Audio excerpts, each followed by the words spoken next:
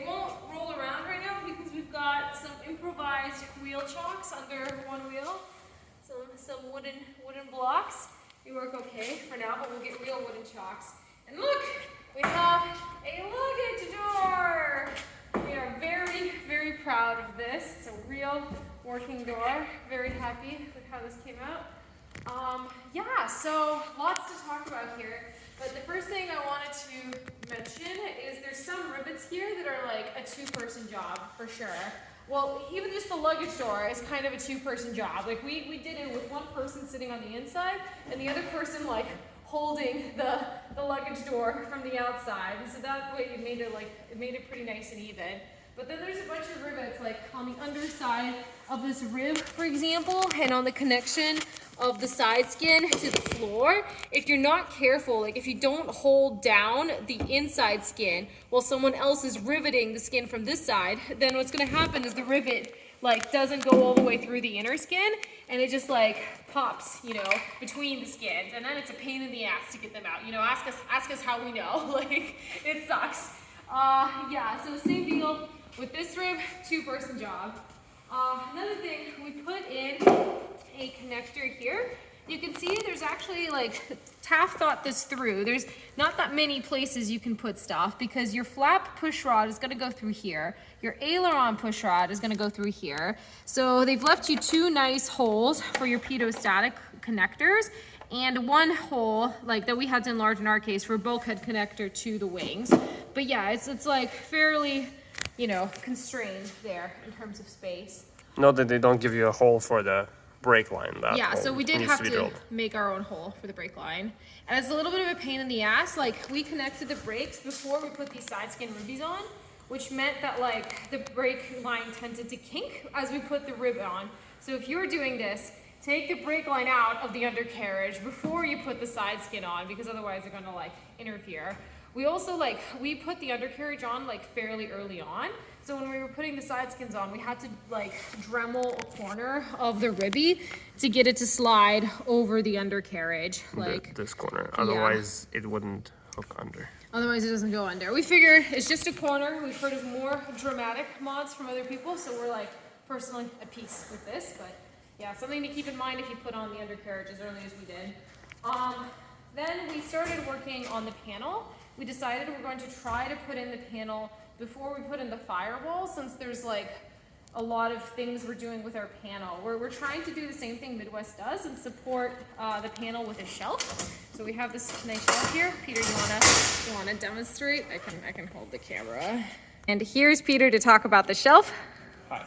Yeah, so this is going to be the half of the shelf. We made it out of the wing jigs. So this is going to be the left-hand side, and it's going to sit right here. And ideally, you're going to be supported. There would be supports. That's one. We're still figuring out how to. So here's sort of the extension from of these ribs up, and so it's going to be supported here. And then there's also going to be like this support bracket going around like that. Yeah, so this is the left-hand side. There's going to be VPX sitting here, and in the panel there's going to be screen, and here there's going to be some supports for the middle stack with GTN 255 and GTX 650. And then the wires are going to come through these holes. Conveniently, they were already in the jig. Yeah. Cool. Do you want to talk about the firewall? Sure, yeah. Oh, before that though, here's the end result of our side wire routing. Oh, yes. So the low current wires go through here. The antennas and low current wires and high current wires go through here. We drilled these holes in the inner side skins. And so now the wires essentially go above this channel, and then they go back into, like you can sort of see them sticking out right next to the fuel lines back there, next to the center spark carry through. Yeah. We've also got a flap connector. You can see that there, flap motor connector. Yes. So we decided that we don't want to route more because of our thick fuel lines. We decided we don't want to route a lot of wires in the middle. I mean, we're already routing a lot of wires here. The whole thing here is a wire bundle, but like the wires that were going, for instance, all the way to the tail, we thought it's better to run through the sides here. Yep. Now to the firewall. Firewall! Look at our beauty. So it's almost ready. Like two big things, or several big things that are missing. We started doing the Fireproof sleeving? Yeah, fireproof, not sleeving. Shielding, fire shield, foam. foam. So I only added it in these two channels, but eventually it's gonna sit through the whole thing. Here's our, I guess, breakdown of the fuel system. It's fairly standard. So this is fuel coming in. It goes to the gascolator. From the gascolator goes to the fuel pump. Using Evan's suggestion, move the fuel pump over to the right. Thanks, Evan. Thanks, Evan. Out of the fuel pump into the. As a side note, it is not easy to make holes in a stainless steel firewall. Yes. The firewall looks pretty similar material-wise to aluminum, but it's stainless steel. It's much harder to drill, much harder to deburr. So, make sure your drill bits are sharp.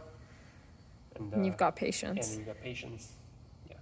Sorry, not to interrupt your explanation. Yeah, so this is fuel filter. Fuel goes through the fuel filter up, and then this end is going to go towards the engine. And there's like the manifold that we got from the Lockwood, the one with the jet that replaces jet TPs and also connects to return.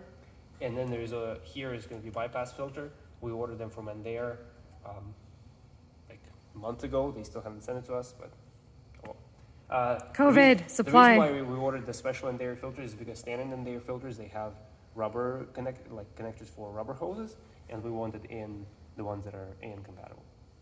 That's going to go in here, and then engine, and then the return is going to come back through here. This hole is for brake lines, for brake line to go to this brake fluid reservoir. These two holes with booties are for the push rods.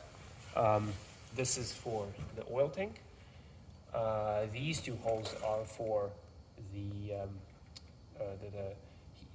hot lines hot coolant lines that go towards the heater core. This is where the starter relay is going to sit. This is where the fuse box is going to sit. And these holes here is the solenoid, fuel solenoid something. To be honest, I don't know exactly what's going on there, but it needs to be there. One thing to note is that there's a bunch of holes in this firewall that seem to be not used, actually. Like, for instance, I'm not convinced that these things are used for anything. They're used for the battery strap, the battery grounding strap, right? Like this thing sits here. Oh, okay. Yeah. Cool. All right, fine. Well, maybe I'll... Give me another example. What example. is that hole? That hole, pretty sure not used for anything. This hole, pretty sure not used for anything. The other things that are missing here are these reinforcement plates for the parachute. We stashed them somewhere, I can't quite find them at the moment. Another thing to note is that for some reason TAF puts M6 screws together with the gascolator. If you read the manual for gascolator, the screws there are supposed to be quarter inch 28. quarter 28, and they're similar. So if you real force them, they will go in, but those are not the right screws. So don't Heads also up. your M6. Get the proper ones from McMaster car or whatever. This thing is the shunt cover. There's going to be a shunt sitting underneath it. Okay, well, the rest, I don't know. This is like coolant reservoir with a little nipple sticking out. And that's that. Yeah, so you can see that all these connectors are AN8. Some of them are sort of adapters. This here, inside here, there's AN6 connector, and there's AN6 to AN8 adapter. And similarly, we have AN6 to AN8 adapters on the fuel pump, but everything else basically, and here. But everything else is AN8. It turns out that putting the fire sleeving on the AN8 hoses is really easy. They just slide in. We had no problems with that. Some people who use rubber hoses struggle a little bit. With AN8 stainless steel braided Teflon hoses, it's not a problem. That's the bigger thing is routing. Yeah, making room for all of our stuff as we talked about already, and adding all these adapters. But yeah, I really wanted to make it all sort of in the plane of the firewall. Unfortunately, it appears that this bend out is a little bit unavoidable because it's supposed to in is here and out is here, so in is supposed to sort of go over the outline. It's a shame. Yeah. Oh well. So yeah, viewers, that's our, side skin mod progress and our firewall. Thank you for viewing. Hope you're having a happy weekend, and yeah, see you next time. Thanks again. Bye.